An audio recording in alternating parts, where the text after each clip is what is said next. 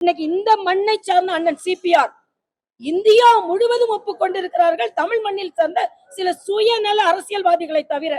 இதுல சமூக நீதி பாதுகாக்க ரெட்டி யாருங்க? சமூக நீதி பாதுகாக்கிறவரா? ஆனா அண்ணன் சிபிஆர் அவர்கள் சமூக நீதி பாதுகாக்கக்கூடிய ஒரு சமூகத்தில் பிறந்தவர். உங்களுக்கு வேணும்னா எப்படி வேணாலும் நீங்க தமிழக மக்களிடம் நான் ஒன்றை கேட்டுக்கொள்கிறேன். சமூக நீதியை பற்றி பேசுவதற்கு திமுக இண்டி கூட்டணிக்கு எந்த அருகதையும் கிடையாது. ஏனென்றால் அவர்கள் சமூக நீதி இல்லாத ஒருவரை ஆதரிக்கிறார்கள்.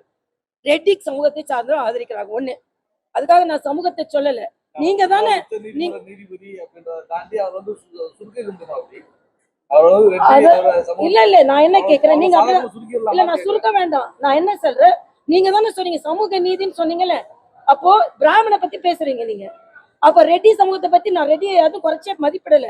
ஆனா அதே நேரத்துல நான் சொல்றேன், நீங்க தமிழன்னு நாங்க கேட்கிறோம்ல, அது ஒரு விஷயத்துல அதே அவர் வந்து உயர் நீதிமன்ற உச்ச நீதிமன்ற நீதிபதியா இருந்தாரு, அவர் வந்து நக்சல்களுக்கு ஆதரவா இருந்தாரு அப்படின்னு மரியாதைக்குரிய அமித்ஷா அவர்கள் சொன்ன உடனே இவருக்கு நீங்க ஆதரவு கொடுக்கும் பொழுது சமூக நீதியின் பாதுகாவலராக இருக்கின்ற சமூகத்தில் பிறந்த ஒருவரை ஏன் நீங்கள் ஆதரிக்க மறுக்கிறீர்கள்? ஒரு கேள்வி ஸ்டாலினுக்கு ஒரு கேள்வி.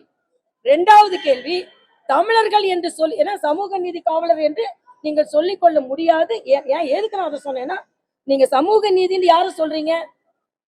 அந்த சமூகத்தை பிறந்தவரை விட்டுட்டு நீங்க சமூக நீதியை பற்றி சொன்னாருன்றதுக்காக, பிறந்தாரை விட்டுட்டு சமூக நீதியை பற்றி சொன்னார்னு ஒருவரை நீங்க ஆதரிக்கிறீங்க பாருங்க. அதற்காக நான் சொன்னேன்,